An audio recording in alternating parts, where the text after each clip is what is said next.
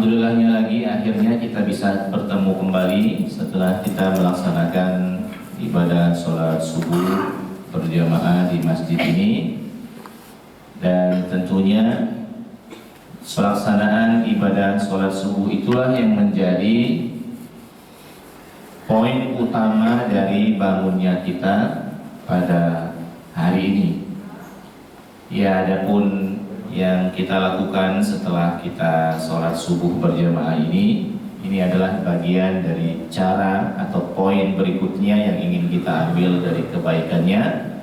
Kita duduk bersama menunggu syuruk, menunggu terbitnya matahari, untuk kemudian setelah itu kita kembali beraktivitas. Nah, ma'asyiral muslimin yang dimuliakan oleh Allah Subhanahu wa taala, di dalam beberapa riwayat Rasul sallallahu alaihi wasallam, Rasul sallallahu alaihi wasallam itu setelah sholat subuh khususnya itu sering duduk mutarabbi'an. Sering sekali duduknya mutarabbi'an. Mutarabbi'an itu duduk yang seperti Bapak lakukan sekarang ini. Ini namanya duduk mutarabbi'an. Nah, Rasulullah SAW sering duduk mutarabbi'an seperti ini setelah sholat subuh sampai akhirnya matahari terbit. Ini kan duduknya orang siap ya, duduknya orang siap, duduknya orang beraktivitas, mantep. Kita baca hadisnya. Haddatsana Muhammad, bismillahirrahmanirrahim. Haddatsana Muhammad Ibnu Abi Bakr qala haddatsana Muhammad ibnu Utsman al-Qurashi qala haddatsana Zayyal ibnu Ubaid ibn Hanzalah haddatsani jaddi Hanzalah ibnu Hidyan qala ataitu an-nabiyya sallallahu alaihi wasallam fara'aituhu jalisan mutarabbi'an. Kata Hanzalah ibn Hidyan berkata, ataitu an-nabiyya sallallahu alaihi wasallam, saya mendatangi Rasul sallallahu alaihi wasallam, fara'aituhu, dan saya melihatnya dengan mata kepala sendiri. Fara'aituhu jalisan mutarabbi'an, saya melihatnya Rasul sallallahu alaihi wasallam duduk mutarabbi'an. Jadi ada berbagai macam bentuk duduk yang sering Rasul sallallahu alaihi wasallam lakukan, tetapi duduk mutarabbi'an ini agak spesial karena sering para sahabat itu melihat Rasul kalau duduknya mutarabbi'an. Duduk bersila kalau bahasa Indonesianya ya. Duduk bersila. Ini duduknya para pembelajar, duduknya orang berzikir lama itu begini duduknya. Walaupun boleh sih duduk-duduk yang lain boleh, tapi ini duduk dengan tumpuan seperti ini duduknya bertahan lama insya Allah. Dan duduk seperti ini juga aman dari sisi fikih ya. Memang ada khilafiyah di antara para ulama apakah orang yang tidur itu batal atau tidak wudunya. Tetapi di antara khilafiyah di antara para ulama apakah orang yang duduk, apakah orang yang ngantuk, apakah orang yang tidur itu batal atau tidak. Nanti ada sebagian ulama yang melihat posisinya. Kalau posisi tidurnya gulingan, nah itu semua sepakat batal wudunya kan. Kalau dia gulingnya kan. Kalau dia bentuknya mutarabbi'an seperti yang Bapak sekarang ini lakukan, modelnya begini. Ini duduk mutamakkinan dalam bahasa lain, duduk mantap. Mohon maaf, sehingga akhirnya kita menduduki tempat keluarnya hal-hal yang bisa membatalkan wudhu, tempat keluarnya angin, kita duduki seperti ini. Nah, ada ulama yang mengatakan bahwa kalau seandainya ada orang yang ngantuk, ada orang yang tertidur malah, tapi duduknya seperti ini karena duduknya mutarabbi'an, nah maka yang seperti ini masih ada keringanan bahwa wudhunya belum batal. Ya, tapi kalau saya secara pribadi, kalau ngantuk, saya lebih condong ke pendapat yang mengatakan kalau ngantuk tidak batal. Tapi kalau sudah tidur nian, ya walaupun duduk mungkin lebih bagus. Ini versi saya lebih bagusnya kita berwudu kembali. Cuma kita apresiasi pendapat para ulama yang sangat yang sangat menspesialkan duduk mutarabbi'an, duduk model mantap seperti ini.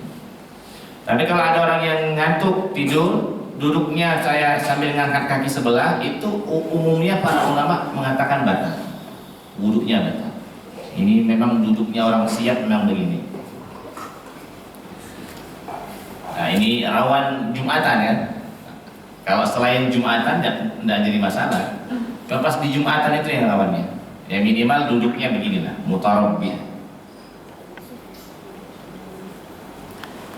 Ma'asyiral muslimin, itu hadis yang pertama.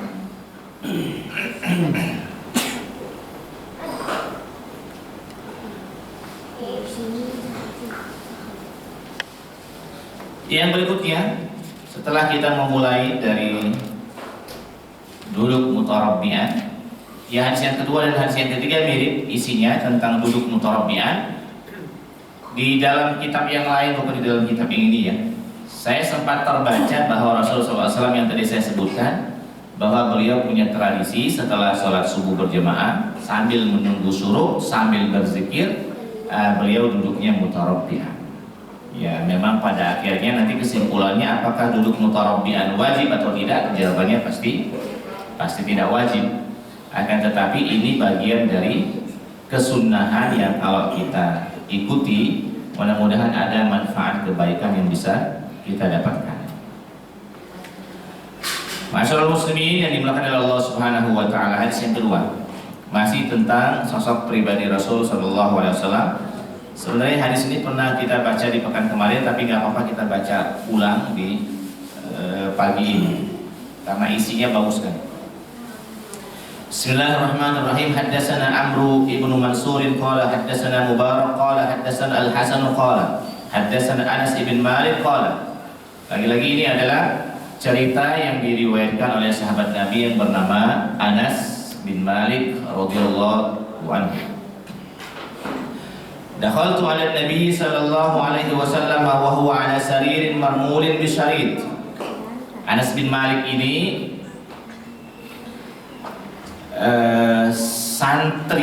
santri ya. Kalau versi sekarang, Anas bin Malik ini adalah santrinya Rasul sallallahu alaihi wasallam, tetapi yang tinggal dengan Nabi. Bukan yang tinggal di asrama, bukan. Kira-kira kalau di pesantren ya, bukan yang tinggal di asrama, tapi ini yang tinggalnya di rumah Nabi. Ini santri dekat. Dakhaltu 'ala Nabi, saya sekali waktu masuk atau bertemu dengan Rasulullah sallallahu alaihi wasallam di rumah beliau. Maksudnya bertemu di rumah. Dan Rasul sallallahu alaihi wasallam sedang duduk di atas sarir. Mungkin sarir versi dulu itu sofa versi kita sekarang lah mungkin ya. Sarir itu arti terjemahannya itu ranjang. Di atas ranjang. Ya sofa mungkin ya. Marmulin bisyarid, ya ranjang itu bukan terbuat dari busa, bukan terbuat dari hal-hal yang mewah seperti yang sekarang ini ada bersama kita. Tapi ranjang itu hanya dianyam dengan tali rajut gitu kan. Dianyam dengan tali rajut. Pokoknya hanya dengan tali. Tahta ra'sihi wisadatun min adamin haswuha lifun. Nah, di sana ternyata Rasul sallallahu alaihi wasallam sedang gulingan, dan di atas kepala beliau atau di bawah kepala beliau tahta ra'sihi wisadatun, ada bantal yang terbuat dari kulit, isinya adalah sabut. Isinya sabut. Bantal dari kulit isinya sabut. Ya ibaratnya kalau seandainya sabut kelapa, ya sabutnya ya. Bukan yang bagian luarnya, kalau yang bagian luarnya keras gitu kan, sabutnya. Ini bentuk bantalnya zaman dulu. Zaman 1400 tahun yang dulu ya. Ma baina jildihi wa baina sariri thawbun. Hanya saja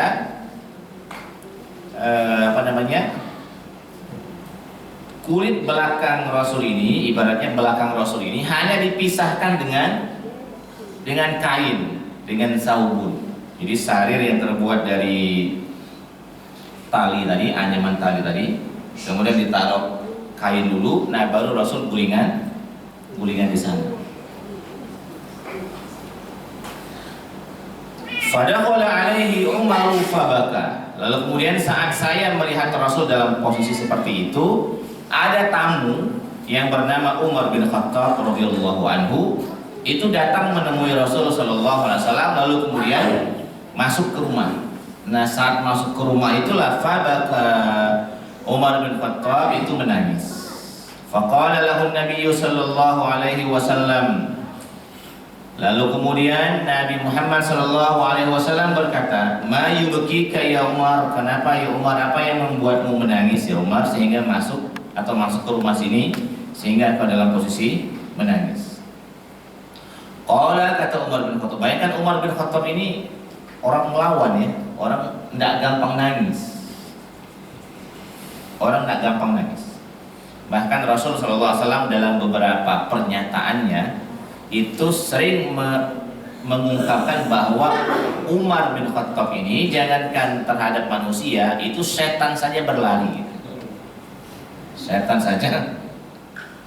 saja berlari. Jangankan manusia, maksudnya berarti orangnya memang disegani, kan? Disegani. Nanti ada di dalam beberapa riwayat Rasul sallallahu alaihi wasallam, ini hadisnya sahih. Ini bab nyanyian. Tapi nyanyian zaman dulu dengan zaman sekarang jangan disamakan ya. Ini perlu pembahasan lebih detail. Sekali waktu Rasul sallallahu alaihi wasallam duduk di rumahnya, lalu kemudian ada beberapa anak kecil, jariyatan, ada beberapa anak kecil perempuan itu bernyanyi di hadapan Rasul sallallahu alaihi wasallam sambil memukul duf. Ya, memukul terbangan, robana kira-kira ya. Kemudian saat dalam posisi seperti itu Rasul biarkan, maksudnya Rasul tidak melarang mereka. Kemudian masuk Abu Bakar As-Siddiq radhiyallahu anhu juga masih bernyanyi posisi dua gadis kecil tadi masih terus bernyanyi. Masuk lagi sahabat yang lain masih bernyanyi. Nah, giliran yang masuk itu adalah Umar bin Khattab, yang nyanyi tadi bubar gitu kan. Yang nyanyi tadi bubar. Kata Rasul sallallahu alaihi wasallam, "Hai Umar bin Khattab, waktu saya masuk yang nyanyi masih. Maksudnya saya nggak melarang dan mereka juga tidak pergi. Waktu Abu Bakar masuk radhiyallahu anhu, yang nyanyi masih gitu kan. Melanjutkan nyanyiannya. Nah, giliran kau masuk wahai Umar, mereka bubar gitu ya. Nah, mereka bubar dengan sendirinya gitu. Ya, nanti ini dalam bab nyanyian akan lebih detail lagi ya. Maksudnya ada beberapa model nyanyian yang diperbolehkan di dalam Islam. Tapi orang karena segan dengan Umar bin Khattab, akhirnya mereka bubar dengan sendirinya. Nah, sekarang Umar malah menangis melihat Rasul sallallahu alaihi wasallam dalam posisi gulingan seperti itu. Beliau menangis. Terus ditanya oleh Rasul, "Kenapa wahai Umar bin Khattab, kenapa engkau menangis?" Faqala, kata Umar bin Khattab, "Ama wallahi ma abki ya Rasulullah alla akuna a'lam annaka aqramu 'ala Allah min Kisra wa Qaisar." Saya menangis ini wahai Rasulullah karena saya tahu, kata Umar bin Khattab, bahwa engkau sesungguhnya lebih mulia ketimbang para raja-raja, raja Romawi. Raja Romawi itu Kaisar ya. Kemudian Raja Persia, Kisra. Mereka semua itu sebenarnya wahai Rasulullah di bawahmu posisinya. Engkau yang paling mulia di antara raja-raja itu. Fahuma ya'isani fihima ma ya'isani minad dunya. Tetapi wahai Rasulullah, Kaisar, Kisra, raja-raja itu kita sudah mengetahui semua bahwa kehidupannya lebih mewah daripada kehidupanmu wahai Rasulullah. Lebih mewah. Bahkan saking mewahnya di zaman-zaman itu, zaman-zaman Romawi, zaman-zaman Persia seperti itu masyhur sekali wadah air, minuman, wadah baskom gitu kan. Itu yang terbuat dari emas, itu masyhur sekali. Sehingga akhirnya kan di zaman Rasul sallallahu alaihi wasallam Rasul melarang kita untuk berwudu dari tempat dari bejana yang berlapis emas. Jadi saya membayangkan zaman dulu itu lebih mewah dari zaman sekarang gitu kan. Kalau zaman sekarang emasnya kan paling emas perhiasan, cincin, kemudian kalung gitu kan. Dulu emasnya dibuat untuk gelas, dibuat untuk baskom, wadah air, itu lapisannya emas.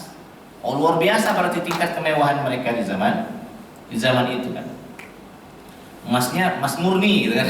Emas murni. Ada nama orang emas murni. Emasnya emas murni lagi kan. 24 karat gitu ya. Sekarang ini saja emas perhiasan. Jangan dikira juga emas murni gitu ya.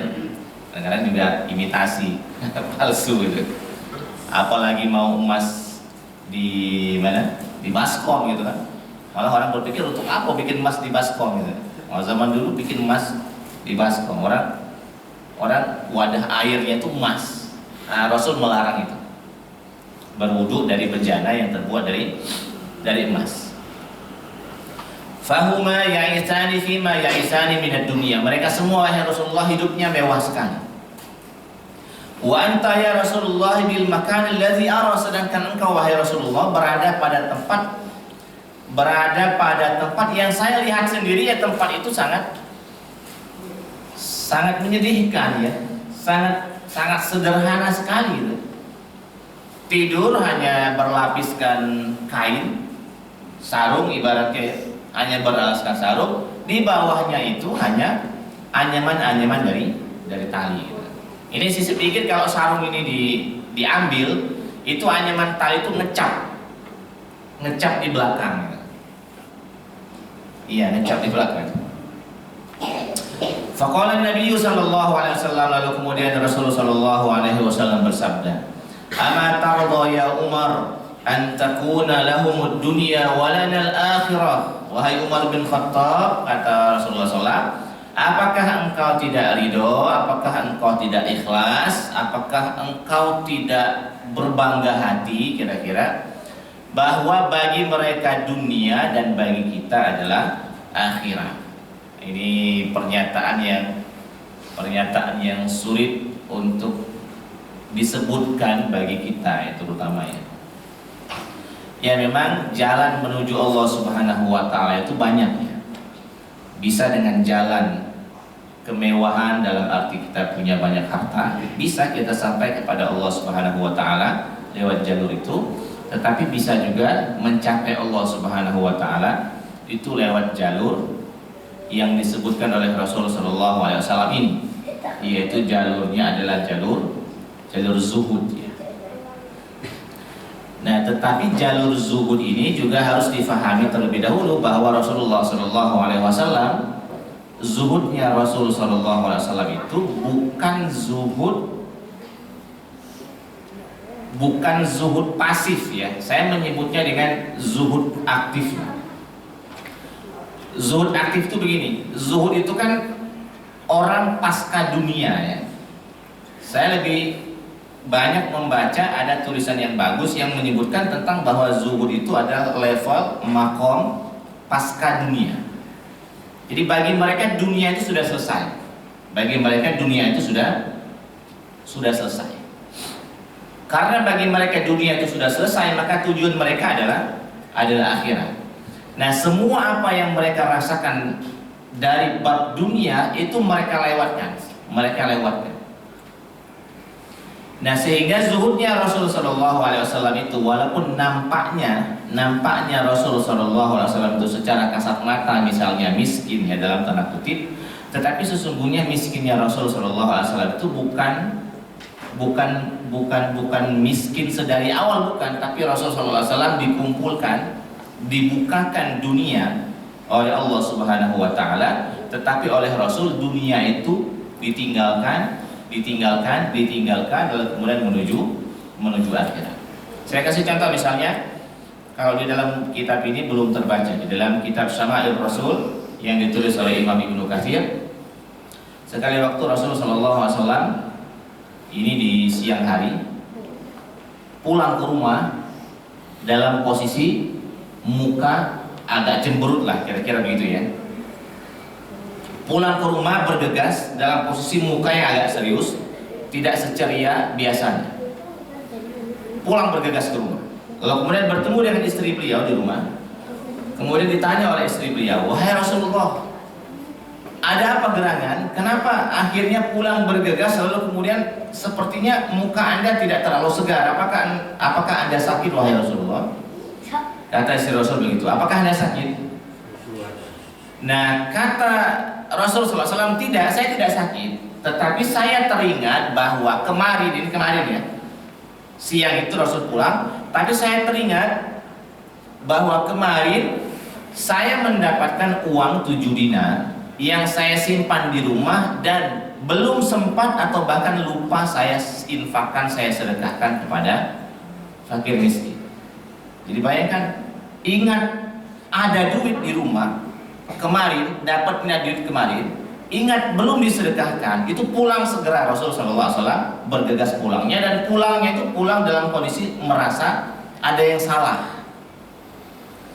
Nah, 7 dinar itu masyarakat muslimin, kalau kita terjemahkan ke zaman sekarang ini misalnya 1 dinar itu kita bulatkan 2 juta rupiah kira-kira ya. Berarti 7 dinar 14 juta.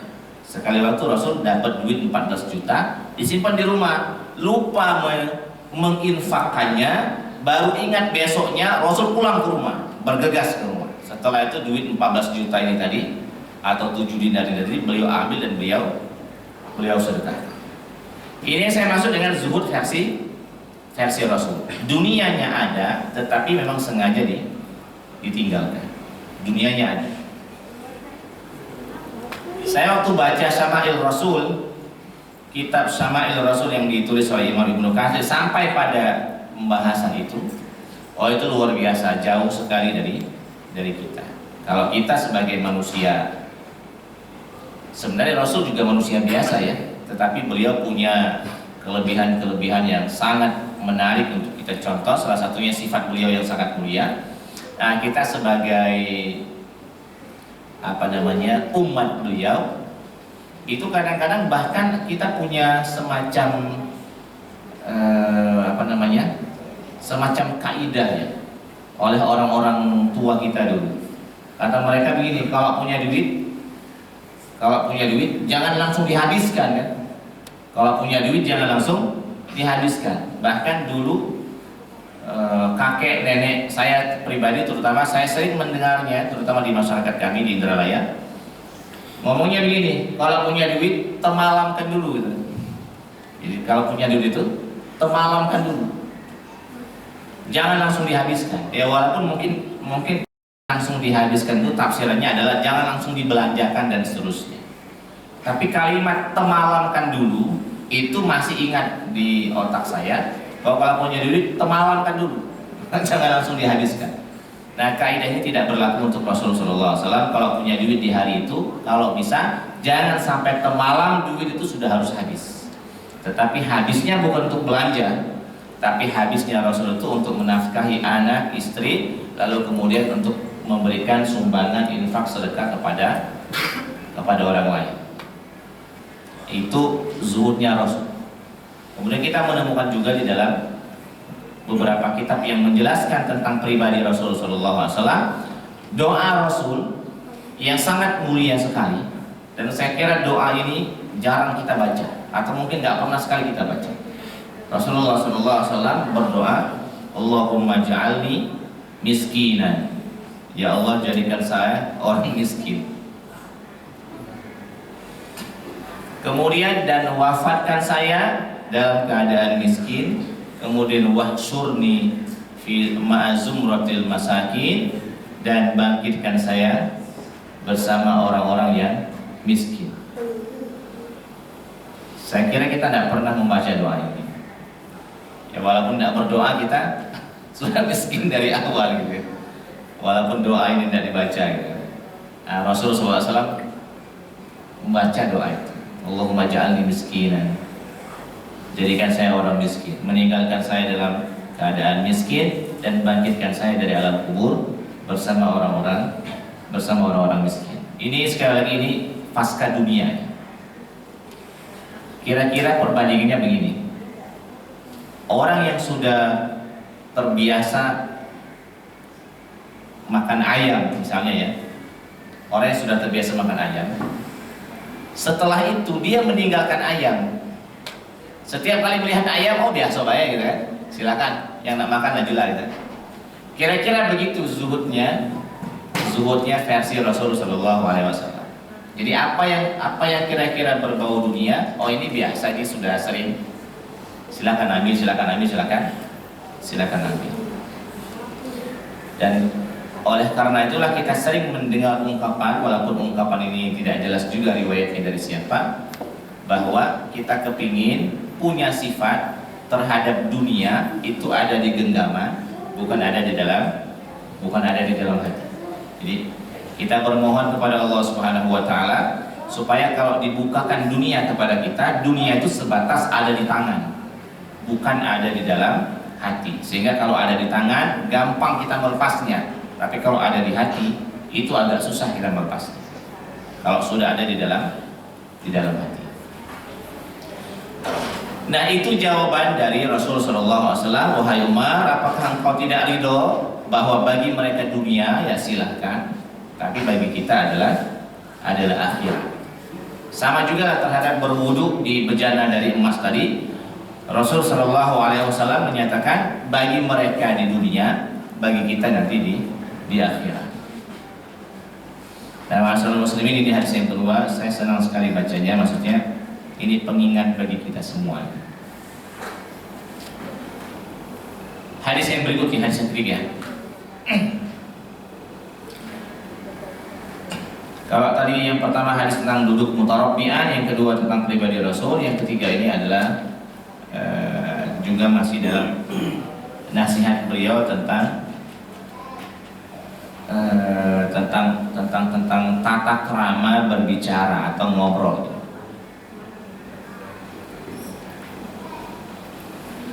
Bismillahirrahmanirrahim. Akhbarana Abdullah qala akhbarana Daud ibn Qais qala sami'tu Sa'id al-Muqbiri atau al-Muqburi yaqul marartu ala ibni Umar wa ma'ahu rajulun yatahaddasu.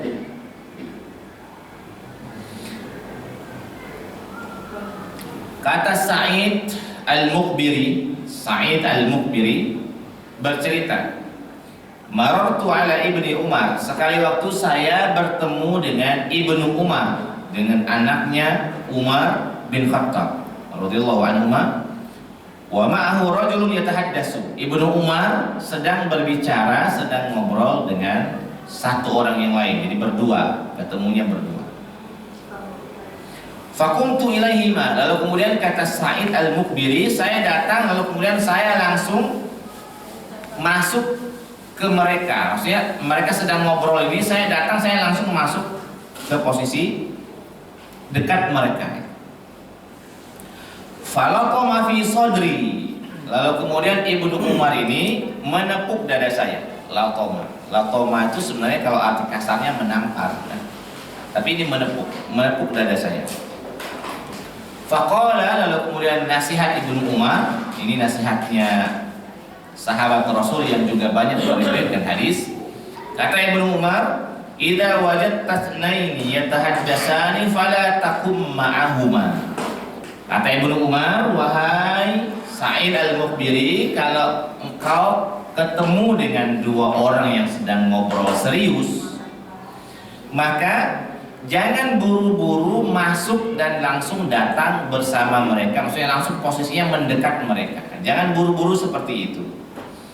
Wala tajlis ma'ahuma, kalau mereka dalam posisi duduk, misalnya ada orang dua duduk sedang ngobrol begini, jangan buru-buru datang langsung duduk di dekat mereka.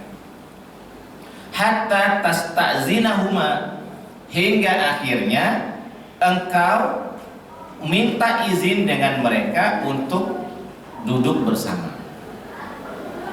Fakultu, lalu kemudian kata Sa'id al-Muqbiri, aslahaqallahu ya Aba Abdurrahman, innama rajautu an asma' minkuma khaira.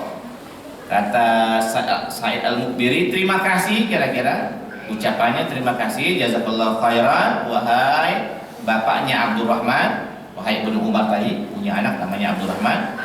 Ini nama rajautu, saya sesungguhnya hanya berharap, saya langsung datang bertemu engkau wahai Ibnu Umar. Niatannya satu, saya hanya kepingin mendengar kebaikan dari kalian berdua. Nah, ma'asyiral muslimin, jadi sekali lagi kalau ada dua orang yang sedang berbicara serius, baik dia berdiri atau sedang duduk, kalau kita datang, jangan langsung nyerobot kata orang sekarang ya. Jangan langsung duduk dekat mereka, jangan langsung berada di pinggir mereka sebelum kita minta izin. Ya, minta izin itu mungkin salah satunya adalah mungkin mengucapkan salam dulu ya, assalamualaikum gitu ya. Karena tadi ya, siapa tahu mereka sedang berbicara yang sangat sensitif, sehingga kalau tiba-tiba kita masuk, berarti kita sudah mengganggu mereka. Posisinya ya, dalam posisi seperti itu, jadi tetap kita diminta untuk meminta izin terlebih dahulu. Ya, terutama dengan memberikan salam lah terlebih dahulu ya, assalamualaikum. Kemudian salaman, kemudian mungkin kita berbicara, boleh saya duduk, misalkan, atau gimana gitu kan. Kalau mereka berlapang dada, oke. Kan? Kalau kata mereka nanti dulu lah, kami ada yang mau dibicarakan. Berarti kita menjauh dulu sebentar gitu kan. Jadi ini yang dimaksudkan oleh Ibnu Umar. Nah, ma'asyiral muslimin, ini sekali lagi terkait dengan bayangkan sedetail itu ya. Sedetail itu pembicaraan terkait dengan ketika ada orang dua yang sedang berbicara atau ngobrol. Ma'asyiral muslimin yang dimaksud oleh Allah Subhanahu wa taala. Masih ada waktu berikutnya, kita baca hadis berikutnya. Bismillahirrahmanirrahim. Haddatsana Ismail qala haddatsani Malik an-Nafi an Abdullah anna Rasulullah sallallahu alaihi wasallam qala. Dari Nafi' dari Abdullah, anna Rasul sallallahu alaihi wasallam bersabda, "Idza kanu salasatan," jika kalian sedang dalam posisi bertiga, orang tiga, "fala yatanajatnani dunas salis." Janganlah di antara orang tiga ini duanya berbicara, berbisik-bisik, sedangkan yang satunya ditinggalkan. Ini bab berbisik-bisik ya. Saya lanjut dulu. An Abdullah qala, hadis berikutnya. Karena dia senada. Kata Rasul sallallahu alaihi wasallam di dalam hadis berikutnya, "Idza kuntum salasatan fala yatanajatnani dunas salis." Jika kalian bertiga, maka janganlah duanya berbisik-bisik, satunya ditinggalkan. Fa innahu yuhzinuhu dzalika. Karena yang demikian membuat yang satu ini bersedih, membuat yang satu ini merasa-rasa. Kenapa mereka berbisik-bisik? Kenapa saya tidak diajak gitu kan? Kenapa mereka berbisik-bisik? Kenapa saya tidak diajak? Hadis berikutnya karena masih mirip. Kulna, kemudian ada sahabat lain yang bertanya, fa in kanu arba'atan, bagaimana kalau seandainya posisi mereka orang empat? Qala la yadurruhuna, kalau posisi mereka orang empat, duanya berbisik-bisik, duanya ditinggalkan, ini posisinya masih diperbolehkan. Karena kalau dua berbicara berbisik-bisik, duanya ditinggalkan, ini tidak terlalu terasa. Tapi kalau tiga, dua berbisik-bisik, satu ditinggalkan, nah ini terasa. Terasa itu dalam arti begini, apa jangan-jangan mungkin tafsirannya ya, orang dua ini sedang membicarakan orang yang satu itu, atau tidak membicarakan orang yang satu itu, tapi mereka berbicara yang lain dan orang yang satu itu tidak dianggap penting untuk mendengarkannya. Nah, tidak dianggap penting itulah akhirnya kita merasa-rasa, ngaku saya tidak diajak. Mereka ngobrol berdua baik. Apakah saya ini bukan orang yang penting misalnya kan? Apakah saya ini tidak dianggap kehadirannya? Nah, seperti itu akhirnya petunjuk dari Rasulullah SAW bahwa jika ada orang posisi seperti itu, nanti saja berbicara. Walaupun pembicaraan itu misalnya tidak ada kaitannya dengan orang tersebut, tapi memang sebagusnya tunda dulu berbicara berdua, sedangkan yang satunya ditinggalkan. Nah, tetapi tetap saja nanti ada pengecualian ya. Pengecualiannya ya kalau kita izin baik-baik, misalnya mohon maaf ya, saya ada misalnya keperluan sebentar dengan orang ini, kita ajak misalnya, lalu kemudian kita berbicara, itu lebih fair. Atas dasar memang kita menghormati posisi orang itu. Mohon maaf Ustaz, saya pinjam dulu temannya. Ada yang pengen saya bicarakan. Oh iya silakan. Tapi kalau tidak ada omongan-omongan seperti itu, tiba-tiba saling cuil ini kan. Nah kita yang samping sini ditinggalkan kan. Ngapo mereka ini berbicara seperti itu kan. Nah bayangkan untuk sekelas pembicaraan itu saja, itu mendapat perhatian yang sangat besar oleh Rasulullah SAW. Apalagi yang lain kan. Apalagi yang lain. Jadi kalau seandainya ada ilmu tumbuk kata orang sekarang, ilmu tumbuk itu begini. Kalau kita dicubit sakit, berarti orang lain cak itu juga kira-kira kan. Kalau kita tidak makan lapar, orang lain juga seperti itu. Kalau kita dikasih hadiah senang, orang lain juga seperti itu. Bukan ilmu tumbuk ilmu apa? Pokoknya ilmu lah gitu kan. Ini nasihat orang-orang tua dulu. Jadi untuk menilai orang lain itu tidak usah jauh-jauh, tanya kita secara pribadi saja. Kalau kita dicubit sakit, orang lain pasti juga seperti itu. Tidak mungkin orang lain tidak sakit. Semuanya kita samakan saja. Pandanglah diri kita sebelum kita memandang orang lain. Nah dalam hal yang lain juga sama, dalam hal ibadah, dalam hal muamalah, gitu kan. Dalam hal kehidupan ada banyak ilmu sebenarnya, ada banyak pengetahuan tentang hidup yang sumbernya dari kita sendiri.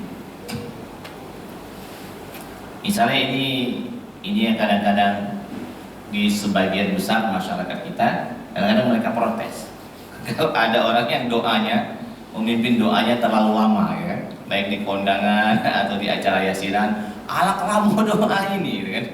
Itu sebenarnya kalau kita tanya kepada diri sendiri juga, sebenarnya kita akan menemukan jawaban itu. Kira-kira kalau berdoa ngajak orang lain, itu standarnya lama atau sebentar? Pasti jawaban kita secara pribadi, insya Allah kita semua akan menjawab sebentar. Orang kalau sudah aminnya sudah beda, itu sudah lain gitu kan. Pertama amin, nanti kalau amin, nah itu mulai itu, amin ya. Mulai dari ngangkat tangan seperti ini, berubah seperti ini, itu sudah kode-kode lain itu kan? Itu sudah kode itu. Jadi daripada kita memaksakan, kadang-kadang memaksakan itu jangan-jangan nanti ada unsur yang lain kan. Jangan semua hafalan doa itu disebutkan semua, enggak. Jangan semua hafalan doa disebutkan semua. Jadi kita mikirkan orang banyak gitu kan. Tidak semua seperti itu.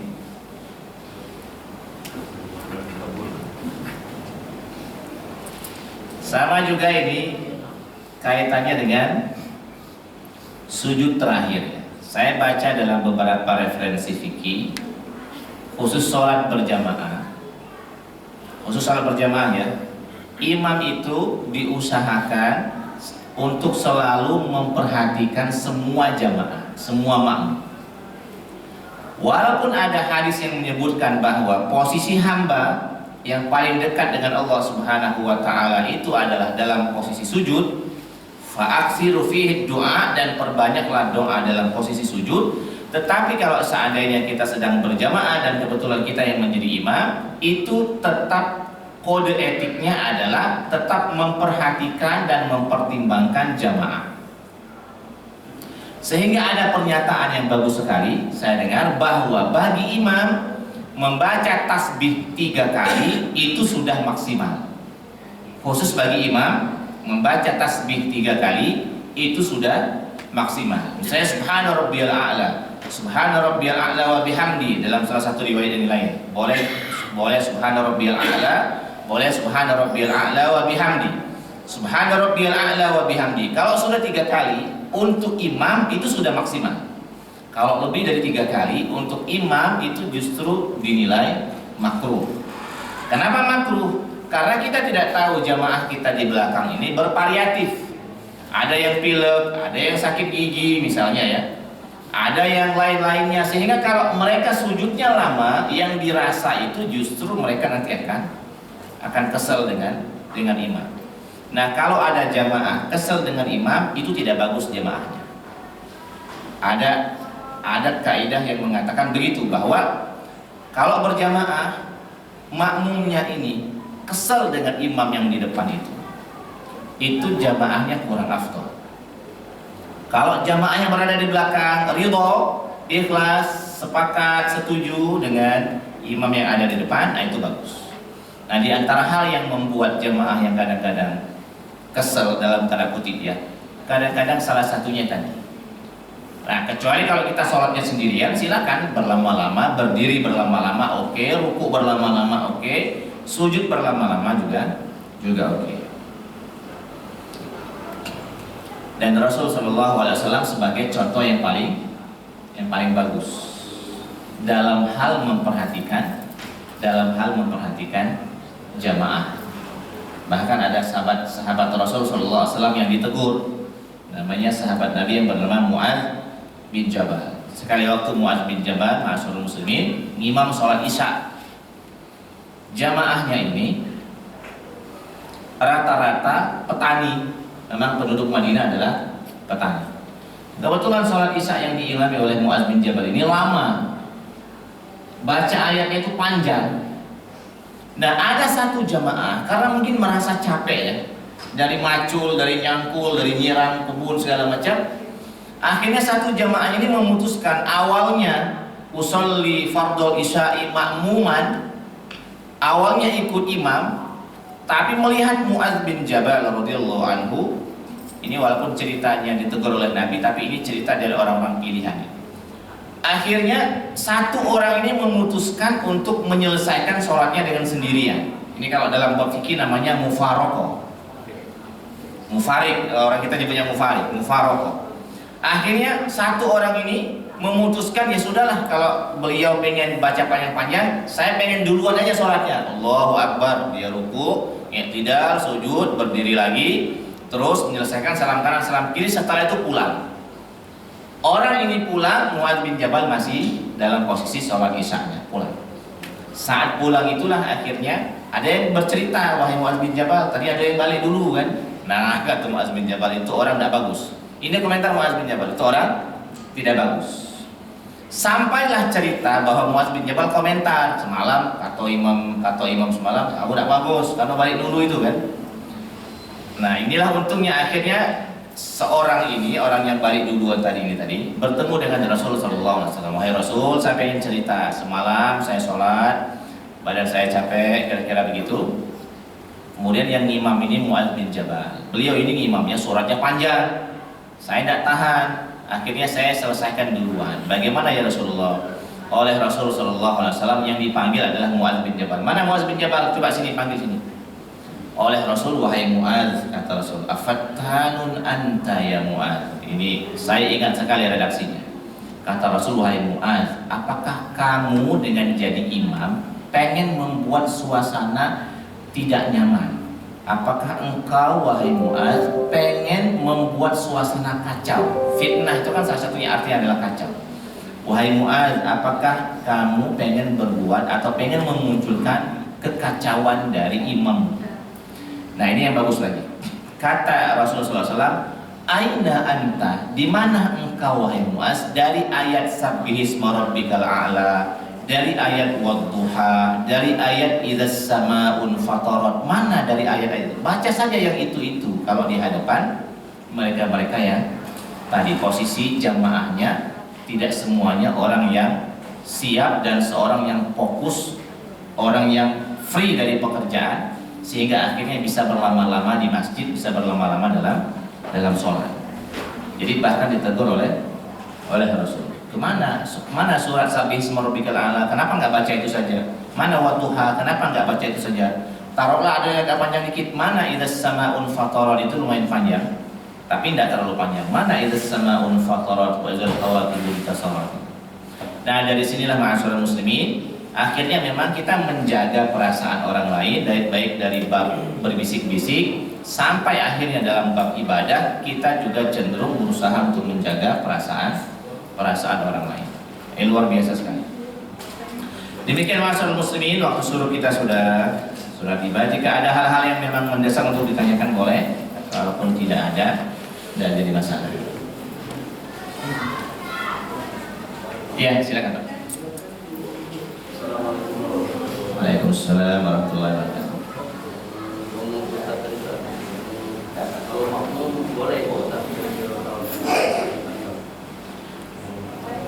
Oh ya, imam sudah Allahu Akbar duduk tasyahud ya, kemudian makmumnya masih sujud. Boleh nggak panjang-panjang? Boleh saja, tapi jangan terlalu panjang.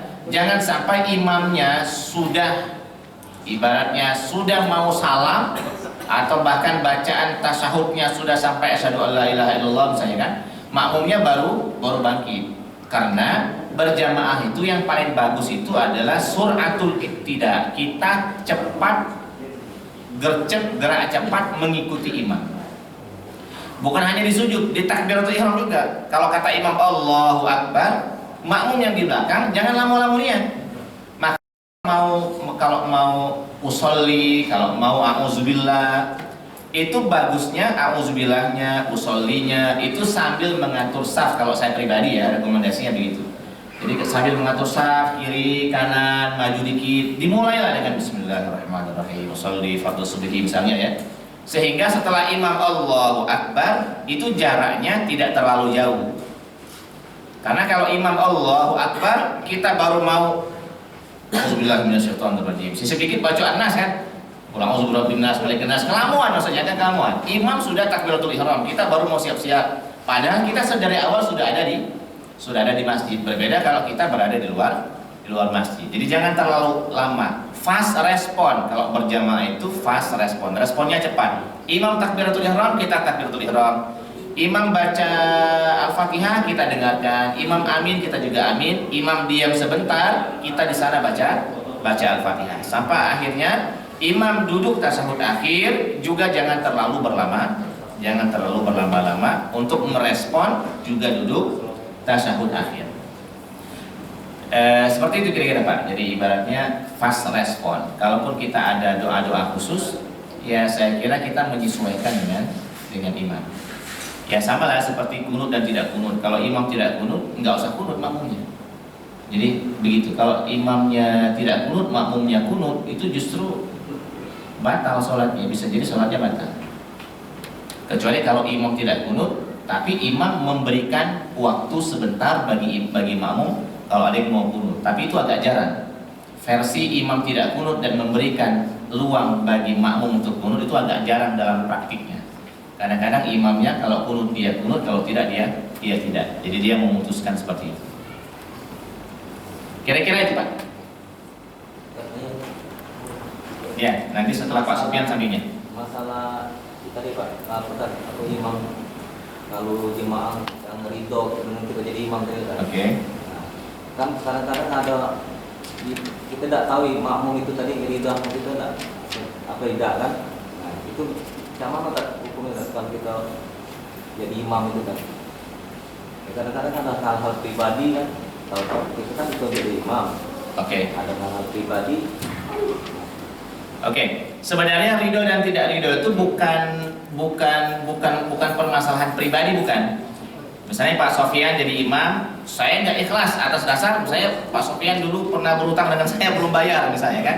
Bukan itu standarnya. Standar wahum lahu karihun itu adalah standar pembawaan imam. Standar pembawaan imam, bukan permasalahan pribadi yang kita bawa.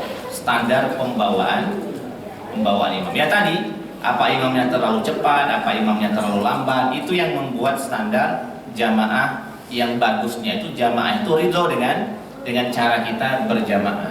Tidak terlalu cepat, tidak terlalu lambat, tidak terlalu lama, itu kira-kira stabilnya begitu. Stabilnya begitu. Sehingga akhirnya memang dalam bab tasbih imam itu memang kalau sudah 3 kali tasbih itu sudah maksimal bagi imam. Sehingga kalau imamnya baca subhana rabbil a'la 4 kali, subhana rabbil a'la 5 kali misalnya, itu sudah dianggap kurang bagus karena khawatir nanti ada yang merasa kelamaan di belakang itu.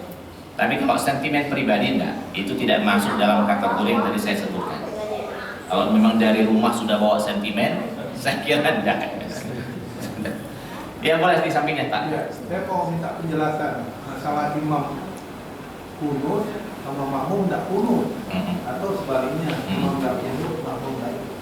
Iya, secara sederhana, innama ju'ilal imamu liyutamma bihi. Ini kaidah umumnya. Kata Rasulullah SAW, dijadikannya imam itu untuk diikuti.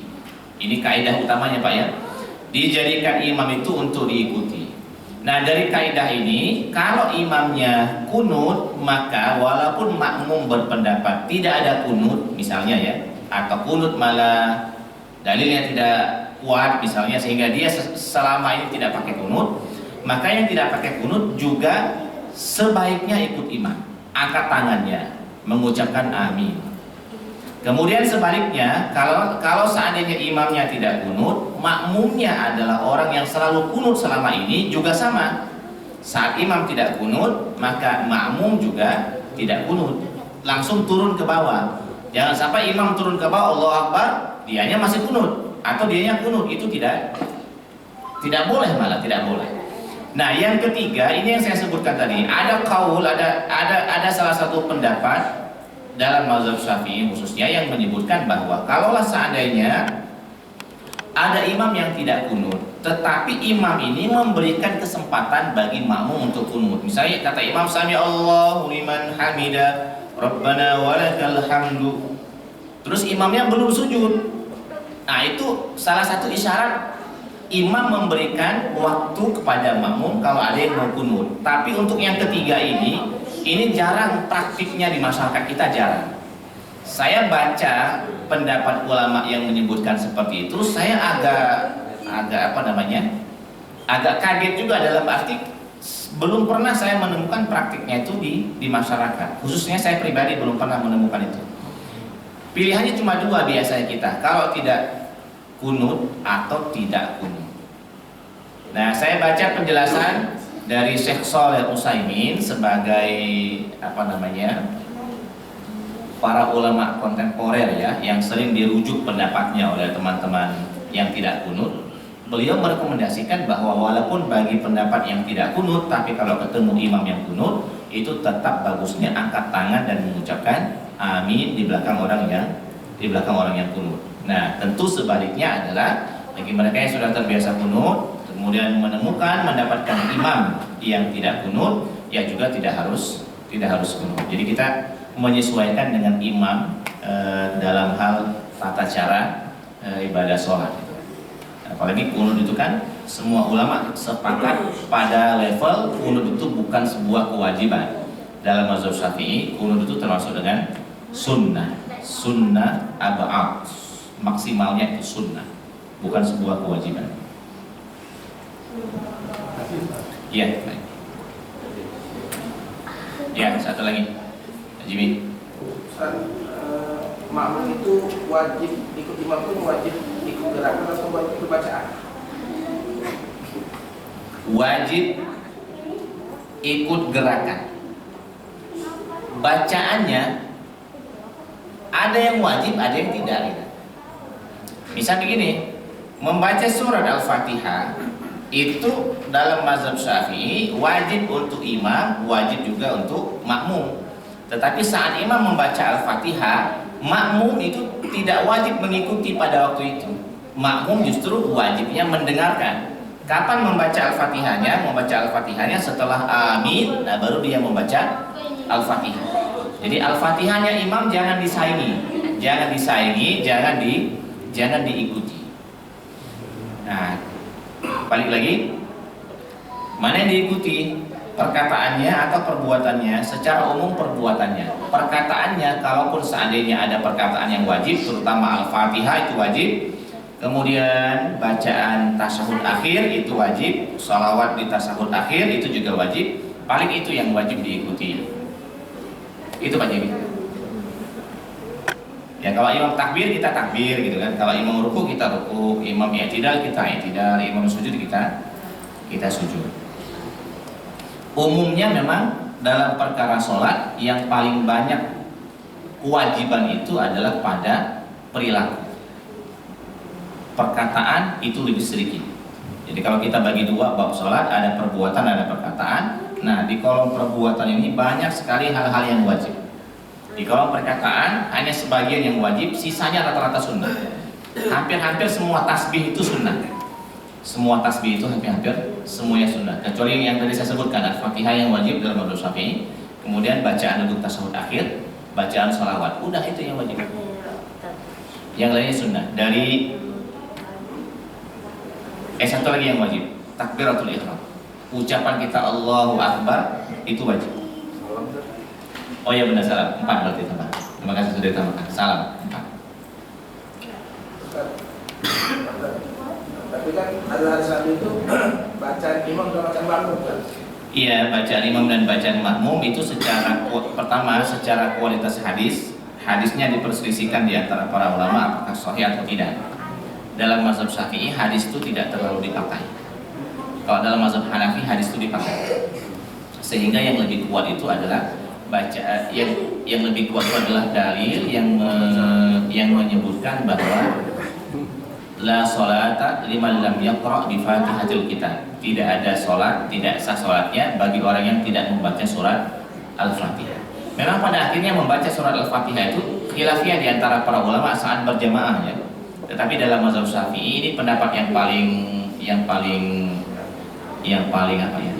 keras, bukan yang paling keras itu, yang paling menjaga-jaga bahwa dalam sholat berjamaah pun makmum dan imam tetap sama-sama wajib membaca surat Al-Fatihah. Dalam mazhab lain mungkin mereka mencukupkan dengan bacaan Al-Fatihah imam.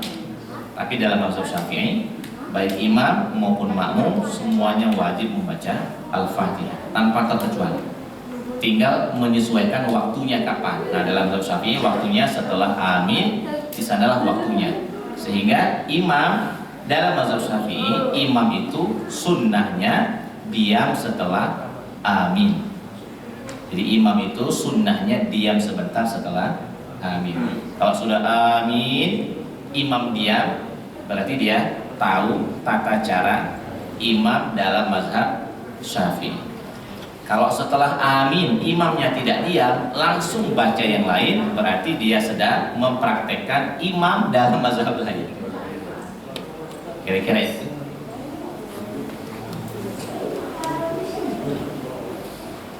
Cukup? Oke, kita cukupkan dulu. Mohon maaf atas segala kesalahan dan kekurangan kepada Allah Subhanahu wa taala. Kita mohon ampun. Subhanallahumma rabbana wa bihamdika asyhadu an la ilaha illa anta astaghfiruka wa atubu ilaik. Wassallallahu ala sayyidina Muhammadin wa ala alihi wasallam. Assalamualaikum warahmatullahi wabarakatuh.